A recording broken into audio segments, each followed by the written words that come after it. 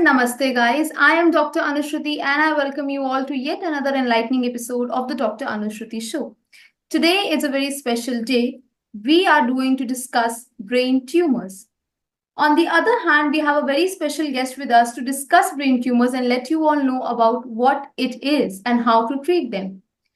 Well, today on board, we have the immense pleasure of hosting the illustrious Dr. Kaviraj Kaushik, the esteemed consultant neurosurgery and neurospine at Rajiv Gandhi Cancer Institute and Research Center, New Delhi. Dr. Kaviraj is a renowned expert in his field, celebrated for his groundbreaking contributions and unwavering dedication to advancing neurosurgical care. His expertise and insights are invaluable, and we are truly honored to have him with us today. Well, sir, namaste. How are you?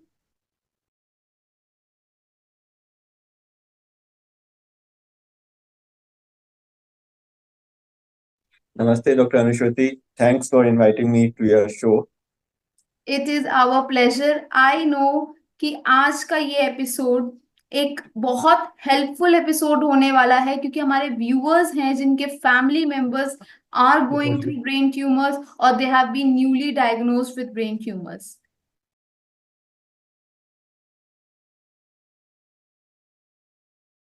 Well, sir, before starting this episode, I want to know one thing.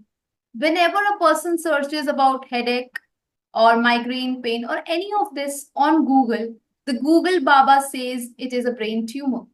Now, as a specialist, as a doctor, what do you have to say about it and what exactly is a brain tumor?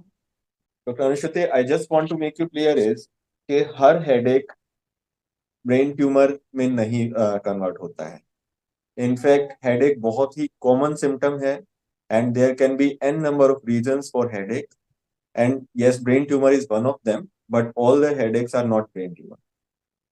Exactly. Now, this is one of the thread that people actually get from the Google Baba, the Google doctor. Moving ahead, sir, what are some common types of brain tumor? See, brain tumor is a very broad category. Anything unwanted, any unwanted tissue in brain can be labeled as brain tumor.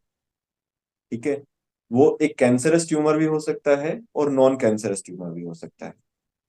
जो सबसे common cancerous tumours होते हैं वो ग्लायोमास होते हैं brain में, and जो non cancerous tumours में कॉमन जो होते हैं वो मेनिंजियोमास होते हैं या श्वानोमास होते हैं, और काफी अलग और तरीके के ट्यूमर्स होते हैं. They are very very common tumours, gliomas, meningiomas, like this. Absolutely.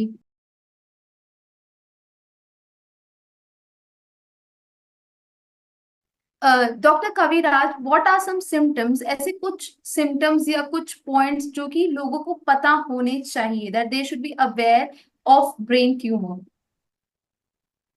C for brain tumours हमें सिम्टम्स का ड्यूरेशन, उसकी स्पेसिफिक लाइन ऑफ एक्शन के हमारी कितने सालों से ड्यूरेशन है.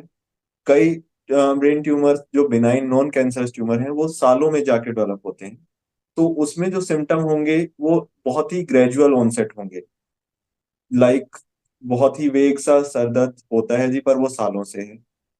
या फिर हमें सुनने में दिक्कत आ रही है बट वो प्रोग्रेसिव इंक्रीज कर रही है, या देखने में दिक्कत आ रही है वो प्रोग्रेसिव इंक्रीज कर रही है, और उनको हमने लोकल देखने के लिए हमने ऑफ्थेल्मोलॉजिस्ट के पास जाके या ईएनटी डॉक्टर के पास जाके हमने लोकल कॉज को रूल आउट कर दिया. ये सबसे कॉमन सिम्टम्स हैं.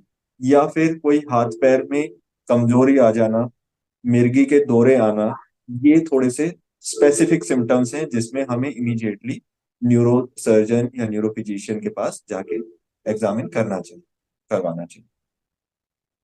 एब्सोल्युटली. एक ये क्वेश्चन बहुत कॉमन रहता है, लेट डायग्नोसिस. लोगों को पता ही नहीं होता कि डॉक्टर के पास जाना कब है. सर दर्द है, सर दर्द की दवाइयां खा रहे हैं, फिट्स आ रहे हैं, उसको एक नॉर्मल घरेलू नुस्खे से ठीक कर रहे होते हैं, कुछ भी. आपका डॉक्टर कविराज क्या मैसेज रहेगा हमारे ऑडियंस को? When should they actually take a step and consult a specialist like you? अगर आपको कोई भी दौरे आना, किसी भी बॉडी पार्ट में कमजोरी आना, एक ही जगह पे सर दर्द होना जो कि नॉर्मल पेनकिलर से नहीं जा रहा है, या फिर हेडेक के साथ वॉमिटिंग आना, कोई ड्राउजीनेस आना, ये सिम्टम्स ऐसे हैं जिसमें हमें कभी भी इग्नोर नहीं करने। Number one. नंबर टू, हमें शुरू में हम हमेशा लोकल फिजिशियन के पास जाते हैं, या लोकल जिस भी हिस्से में हमारे को कमजोरी आई उसके पास जाते हैं। बट अगर वो डॉक्टर से डायग्नोसिस नहीं मिल पा रहा है, या फिर उससे हमें एक्चुअल रीजन का पता नहीं लग पा रहा है, तो we should also consult with a neurophysician और a neurosurgeon.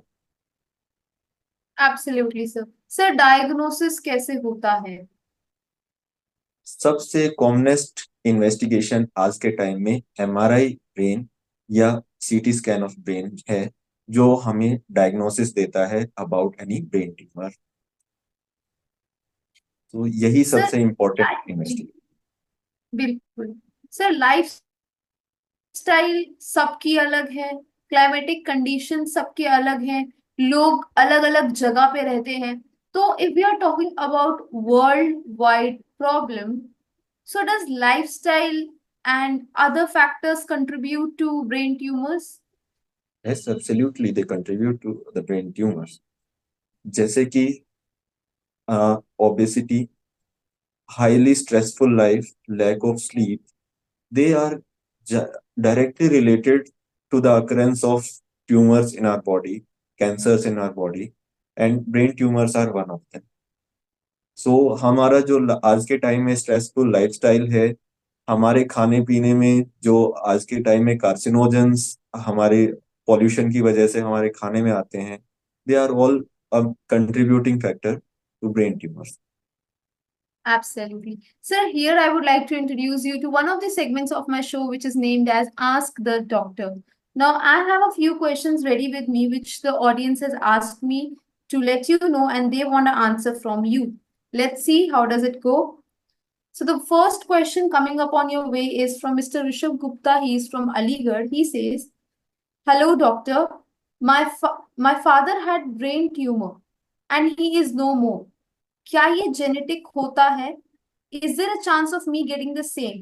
I am scared क्योंकि हाल ही में उनकी डेथ हुई है और सब लोग मुझे वार्न कर रहे हैं कि ये एक जेनेटिक डिजीज है।" सबसे पहले ये पता करना पड़ेगा कि फादर को ब्रेन ट्यूमर कौन सा था। मैंने एज आई सेड कि ब्रेन ट्यूमर बहुत ही ब्रॉड कैटेगरी है, जिसमें सैकड़ों तरीके के ब्रेन ट्यूमर्स होते हैं। कुछ एक ब्रेन ट्यूमर जेनेटिक से रिलेटेड होते हैं, तो उनका रिलेशन होता है कि वो वंशानुगत आ सकते हैं, जैसे फादर को हैं तो बेटे को आ सकते हैं। But all the brain tumours are, in fact maximum brain tumours are not genetically related. Correct. Yeah. I hope Rishabh you feel answered. Next question is from Neeraj, who is from Punjab. Okay, she says, sir brain tumour की surgery के बाद क्या आदमी की memory stable रहती है? उसे सब याद रहता है और वो नॉर्मल बैक टू लाइफ कभी हो पाते हैं एक आम आदमी की तरह? इट डिपेंड्स ऑन कि हमारे किस हिस्से का ब्रेन ट्यूमर था, और ब्रेन ट्यूमर ने ऑलरेडी कितना डैमेज किया है। अगर पेशेंट की मेमोरी पहले इंटैक्ट है, तो हम ब्रेन ट्यूमर की सर्जरी के बाद ये एक्सपेक्ट नहीं करते कि उसकी मेमोरी चली जाएगी। ऐसा कभी नहीं होता है, और ये होता है, it is considered as a operative complication. तो ये चीज पेशेंट की एमआरआई देख के और उसका ऑपरेशन से पहले का स्टेटस देख के हम एक रिलेटिव वो बताते हैं, उनको रिस्क बताते हैं कि ये रिस्क इतना हो सकता है। और आज के टाइम में when we have fine instruments like neuro navigation, we have awake craniotomy facilities, ये लॉस ऑफ मेमोरी और लॉस ऑफ फंक्शन, ये सब आज के टाइम में minimal possible. Absolutely, sir. Moving ahead, we have one more question coming up on your way. It is from Vanisha from New Delhi. She says, sir मैं बहुत stress में रहती हूँ, मेरी जॉब भी नहीं लगी है और मुझे फैमिली और प्रोफेशनल लाइफ में बहुत प्रॉब्लम्स है। मेरे स्ट्रेस से मुझे सर में दर्द है, सर की वेन्स कभी कभी सर की वेन्स फड़कती हुई दिखाई भी देती हैं। Can this lead to brain tumour? directly there is no relation, but yes, continuous stress and unhealthy lifestyle can lead to a brain tumor. But yes, ये नहीं है कि हर एक ये स्ट्रेस हुआ तो आपको ब्रेन ट्यूमर होगा ही होगा, ऐसा कोई जरूरी नहीं है, इसलिए कोई घबराने की जरूरत नहीं है।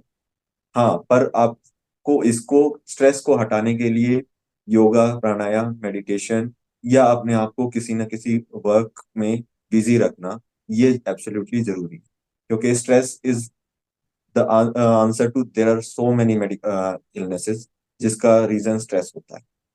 बिल्कुल। अगला क्वेश्चन है एक एनोनिमस पर्सन से who does not wish to be name. He says, sir, एक आदमी जिसे ब्रेन ट्यूमर डायग्नोस हुआ है, उसे किस तरह से बताया जाए कि उसे क्या बीमारी है, और क्या उसे बताना सही रहेगा? ये जो पेशेंट है उसकी मनोस्थिति पे डिपेंड करता है, उसकी एज फैक्टर, उसकी, जैसे एक बच्चा है, बच्चा ये नहीं समझ सकता कि उसको कितनी सीरियस बीमारी है, या एक कोई एक्सट्रीम एज में कोई एल्डरली एज के पेशेंट हैं, तो जो अच्छे से समझ नहीं सकते, उनको बताना मुझे नहीं लगता कि कितना ठीक रहता है। तो कई बार हम उनके रिलेटिव्स को सब कुछ बताते हैं और उनको जस्ट ये बताते हैं कि आप ठीक हो जाओगे, कुछ छोटी मोटी कोई दिक्कत है। पर हाँ, जो एक सेंसिबल और यंग पेशेंट है या मिडिल एज पेशेंट है, जो अपने बारे में, अपनी फैमिली के बारे में डिसीजन लेने लायक है, he should be well aware of his illness, और उसको बताने के तरीके से कि आपको ये दिक्कत है, और उसको हम अगर अच्छे से बताएंगे तो वो अपनी फैमिली के लिए डिसीजन अच्छे से ले पाएगा, अपने बारे में डिसीजन अच्छे से ले पाएगा। और जस्ट बताना कभी उसको डराना नहीं होता है, उसको सशक्त बनाना होता है ताकि वो अपनी बीमारी से लड़ सके। बिल्कुल। Here we have come to an end of this segment. You have answered very well. Moving ahead to the questions. Sir, एक कहावत हम हमेशा से सुनते आ रहे हैं, prevention is better than cure. Also medical field में अर्ली डिटेक्शन का बहुत बड़ा महत्व है। तो क्या ब्रेन ट्यूमर को प्रिवेंट किया जा सकता है? मैक्सिमम ब्रेन ट्यूमर्स की हम अगर बात करें, तो जब हमें रिस्क फैक्टर डायरेक्टली नहीं पता, तो जो हम उनके लिए कुछ नहीं कर सकते हैं, जैसे जेनेटिक फैक्टर्स हैं, उनको हम प्रिवेंट नहीं कर सकते हैं। लेकिन जो हमारे हाथ में प्रिवेंशन के लिए चीजें हैं, to live a healthy lifestyle सबसे इम्पोर्टेंट, जिसमें हमारा खाना पीना, जिसमें ऑर्गेनिक चीजें ज्यादा हो, टॉक्सिन्स कम हो, स्ट्रेसफुल लाइफ ना हो, नींद अच्छे से लें, योगा प्राणायाम करें, तो ये हमारे ओवरऑल ब्रेन कैंसर्स और ट्यूमर्स को कम करता है। एब्सोल्युटली। अब हम एपिसोड के उस पड़ाव पे आ गए हैं जिसका सबको इंतजार था, वो है ट्रीटमेंट। तो सर, ट्रीटमेंट के बारे में बताइए, क्या ट्रीटमेंट प्रोटोकॉल और प्रोसेस होता है ब्रेन ट्यूमर का? अगेन, एमआरआई सबसे पहली चीज है जो हमें देखना पड़ता है, जिसके बाद हम ये कहते हैं कि पेशेंट को ब्रेन ट्यूमर या ब्रेन कैंसर है। और उस एमआरआई के बेसिस पे और पेशेंट के क्लिनिकल कंडीशन पे there are three routes. Number one, बहुत छोटा सा ट्यूमर है और इंसिडेंटली डिटेक्ट हुआ है, ठीक है, और नॉन कैंसरस ट्यूमर है। कई बार हम उसमें ये कहते हैं कि जस्ट आपको हम वेट एंड वॉच करेंगे, जो कि सालों में जाके बढ़ता है, तो हम आपको फॉलो अप पे रखेंगे। मान लो ब्रेन ट्यूमर नॉन कैंसरस ही है बट बड़े साइज का हो गया है, ठीक है, इंटरमीडिएट साइज का है, बट सिम्टम नहीं है, तो हम उसमें बिना सर्जरी के उसको गामा नाइफ, साइबर नाइफ के तरीके से उसकी ग्रोथ रोक के और उसको ट्रीट कर सकते हैं। थर्ड, ब्रेन ट्यूमर काफी बड़े साइज का है और उससे सिम्टम आ रहे हैं, तो उसमें सर्जरी मस्ट हो जाती है। ऐसे ही अगर कैंसरस ट्यूमर है, जितना भी अर्ली डिटेक्ट हो, हमें उसमें सर्जरी में जाना पड़ता है, और safe, maximum safe resection of the tumour हम करते हैं, कि जितना पेशेंट की सेफ्टी को ध्यान में रखते हुए हम जितना ट्यूमर निकाल सके वो निकालते हैं। ट्यूमर जो निकाला है उसकी बायोप्सी होती है, और बायोप्सी के बाद उसका आगे का ट्रीटमेंट डिसाइड होता है कि उसको रेडिएशन लगेगा, कीमो लगेगी, या क्या, ये डिपेंड। एब्सोल्युटली। सर, जब हम सर्जरी की बात कर रहे हैं तो उसके साथ एक डर वर्ड लोगों के दिल में बैठ जाता है, और जब हम ब्रेन ट्यूमर की बात कर रहे हैं वो तो खुद ही इतनी बड़ी बीमारी है। तो जो फैमिली मेंबर्स हैं, जो लोग सुनना और जानना चाहते हैं, उनके लिए आप सर्जिकल ऑप्शंस में कुछ रिस्क फैक्टर्स बताना चाहेंगे? देखो, ये- मैं एक छोटी सी टॉक में मैं मेजर तो नहीं बता पाऊंगा, लेकिन एक मोटी मोटी स्टेटमेंट जो दूंगा वो ये है कि आज के टाइम में अगर हम ठीक से डायग्नोसिस करके प्लान करके एक सर्जरी करते हैं, तो जिस कंडीशन में पेशेंट होता है, पेशेंट मान लो चल के हमारे पास आया है, बात कर रहा है, तो हम 95 to 98% यही एक्सपेक्ट करते हैं कि वो बिल्कुल सेम कंडीशन या उससे बेटर कंडीशन में घर जाएगा। ठीक है। सो आई विल ऑलवेज से कि 95 to 98% all the surgeries are safe. Regarding death risk, जो आज की मॉडर्न फैसिलिटीज और एक्सपर्टीज के साथ इट इज लेस देन 0.1%। और कुछ एक अदर रिस्क होते हैं कि भाई बोलना कम हो सकता है, हाथ पैर में कमजोरी आ सकती है, दौरे आ सकते हैं, उनका रिस्क में 2 से 4% का कम होगा। ठीक है। सो आज के टाइम में surgery is absolutely safe, there is no need to be afraid of it. If indicated and if needed, it should be done, and as early as possible it should be done. Sir, as we have come to an end of this episode, today is a very special day. It is all about brain tumor. What would be your message to every listener and every viewer, especially the one who is suffering from this and the people surrounding them? My message will be to never be afraid of the diagnosis called brain tumor. Nowadays, brain tumors are very well treatable, maximum with surgery, few of them without surgery also. And in fact, in non-cancerous tumors, it is surgery is always the cure. And in cancerous tumor also, we can extend the life if we resect the tumor to a great extent. Great. Well, with this, we have come to an end of this episode, and I hope कि जो भी यहाँ तक सुनते हुए या video देखते हुए आया है, they are much more aware about brain tumors. क्योंकि जब एक इंफॉर्मेशन एक ऑथेंटिक पर्सन से आती है, तो वो इंफॉर्मेशन सटीक और सही होती है. I would like to thank you, Dr. Kaviraj ji, for coming on to the show and taking out time from his schedule. I hope you enjoyed talking to the audience, and I hope to see you on board very soon. Thank you, Dr. Anushruti. I enjoyed this episode very much. And thanks to all my listeners and viewers. Thank you. Namaste.